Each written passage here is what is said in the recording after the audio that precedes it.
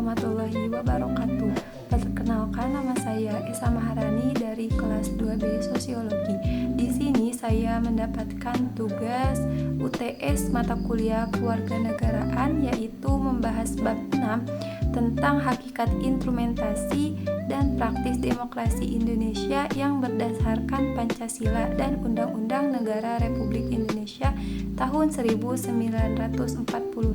Masuk ke pembahasan pertama, kita mulai dari hakikat demokrasi. Kalau dilihat dari asal katanya, demokrasi berasal dari bahasa Yunani yaitu demos yang berarti rakyat dan kratos atau kretein yang berarti kekuasaan. Jadi secara sederhana demokrasi itu adalah sistem di mana kekuasaan berada di tangan rakyat. Kemudian definisi yang cukup terkenal disampaikan oleh Abraham Lincoln, yaitu demokrasi adalah pemerintahan dari rakyat, oleh rakyat, dan untuk rakyat. Kalau kita pahami lebih dalam, demokrasi itu sebenarnya tidak hanya sebatas sistem pemerintahan. Demokrasi juga bisa dilihat sebagai cara berpikir dan cara bersikap dalam kehidupan sehari-hari. Misalnya ketika kita menghargai pendapat orang lain, tidak memaksakan kehendak, dan mau bermusyawarah, itu sebenarnya sudah mencerminkan nilai demokrasi. Selain itu, demokrasi juga memiliki beberapa dimensi. Ada dimensi filosofis yang berkaitan dengan nilai dan prinsip, dimensi sosiologis yang berkaitan dengan kehidupan masyarakat, dan dimensi psikologis yang berkaitan dengan sikap serta perilaku individu. Artinya, demokrasi itu bukan hanya urusan negara, tetapi juga budaya dalam kehidupan masyarakat. Kemudian, dalam konteks Indonesia dikenal juga istilah teodemokrasi, yaitu demokrasi yang tetap berlandaskan nilai ketuhanan yang Maha Esa. Jadi, kebebasan dalam demokrasi tidak bersifat mutlak, tetapi tetap ada batas moral dan nilai agama. Selanjutnya kita masuk ke pilar demokrasi konstitusional. Dalam demokrasi Indonesia ada 10 pilar penting yang menjadi dasar pelaksanaannya.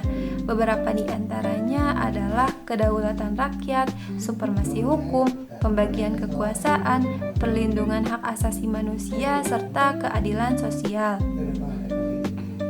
Hal yang menarik di sini adalah demokrasi Indonesia tidak hanya menekankan kebebasan, tetapi juga keseimbangan.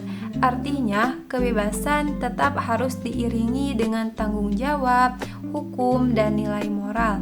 Jadi, demokrasi Indonesia tidak bersifat bebas tanpa batas, tetapi tetap berlandaskan pada Pancasila sebagai nilai utama. Selanjutnya adalah sumber cita-cita demokrasi Indonesia. Menurut Muhammad Hatta, demokrasi Indonesia itu bersifat kolektivitas dan desentralistik. Artinya, lebih mengutamakan kebersamaan dan tidak terpusat pada satu kekuasaan saja. Sumber demokrasi Indonesia berasal dari 3 hal. Pertama, dari tradisi desa. Di desa, sejak dulu sudah dikenal musyawarah mufakat, gotong royong, dan kebebasan untuk menyampaikan pendapat. Ini menunjukkan bahwa demokrasi sebenarnya sudah hidup dalam budaya masyarakat Indonesia. Kedua, dari nilai-nilai Islam. Dalam Islam terdapat ajaran tentang keadilan, persamaan derajat manusia, serta musyawarah atau syura. Ketiga, dari nilai Barat seperti konsep demokrasi modern, sistem pendidikan, dan peran partai politik. Jadi, bisa disimpulkan bahwa demokrasi Indonesia adalah hasil perpaduan antara nilai lokal, agama, dan modern. Selanjutnya, kita masuk ke bagian yang lebih teknis, yaitu instrumentasi demokrasi. Ini berkaitan dengan bagaimana demokrasi dijalankan dalam sistem ketatanegaraan Indonesia. Dalam Undang-Undang Dasar 1945 terdapat pembagian kekuasaan antara beberapa lembaga negara, yaitu MPR, DPR, dan DPD. MPR memiliki wewenang untuk melantik presiden dan dalam kondisi tertentu dapat memberhentikan presiden sesuai dengan aturan yang berlaku. DPR memiliki fungsi legislasi anggaran dan pengawasan. Selain itu, DPR juga memiliki hak seperti interpelasi dan angket, sedangkan DPD berperan mewakili daerah dan dapat mengusulkan rancangan undang-undang tertentu.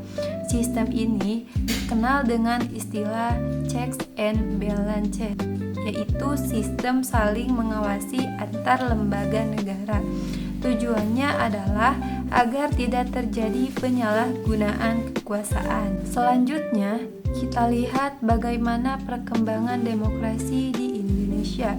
Demokrasi di Indonesia tidak langsung sempurna, tetapi mengalami beberapa fase, dimulai dari demokrasi parlementer, kemudian demokrasi terpimpin, lalu demokrasi Pancasila pada masa Orde Baru, dan terakhir demokrasi reformasi yang kita jalani sekarang. Setiap periode memiliki karakteristik yang berbeda-beda. Hal ini menunjukkan bahwa demokrasi di Indonesia bersifat dinamis, artinya terus berkembang sesuai dengan kondisi zaman. Selanjutnya, kita masuk ke praksis demokrasi, yaitu di mana demokrasi diterapkan dalam kehidupan nyata. Demokrasi itu penting karena memberikan kesempatan kepada rakyat untuk ikut serta dalam pengambilan keputusan. Selain itu, demokrasi juga menjamin adanya persamaan di depan hukum dan mendorong keadilan sosial.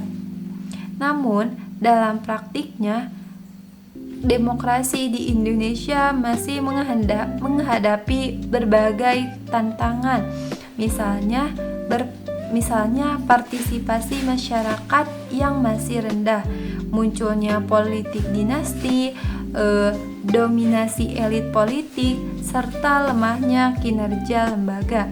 Kalau tantangan ini tidak diatasi, maka demokrasi hanya akan berjalan secara formal, tetapi tidak benar-benar dirasakan manfaatnya oleh masyarakat. Bagian terakhir yang sangat penting adalah kepemimpinan dalam demokrasi. Dalam sistem demokrasi, pemimpin memegang peran yang sangat besar.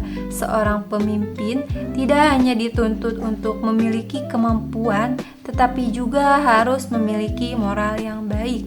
Pemimpin harus adil, bertanggung jawab, dan tidak menyalahgunakan kekuasaan, karena pada dasarnya kekuasaan itu adalah amanah dari rakyat.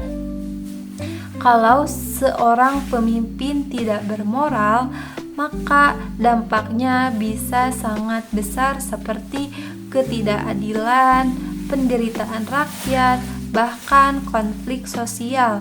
Sejarah juga menunjukkan bahwa pemimpin yang zalim pada akhirnya akan jatuh. Sebagai penutup, dapat kita pahami bahwa demokrasi Indonesia bukan hanya tentang kekuasaan rakyat, tetapi juga tentang bagaimana kekuasaan itu dijalankan dengan nilai moral, hukum, dan keadilan.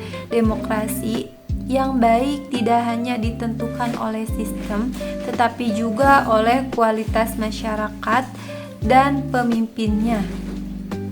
Oleh karena itu, sebagai generasi muda, kita memiliki tanggung jawab untuk menjaga dan menerapkan nilai-nilai demokrasi dalam kehidupan sehari-hari. Bukan hanya saat pemilu, tetapi juga dalam hal sederhana seperti menghargai pendapat orang lain dan bersikap adil. Sekian yang dapat saya sampaikan. Wassalamualaikum warahmatullahi wabarakatuh.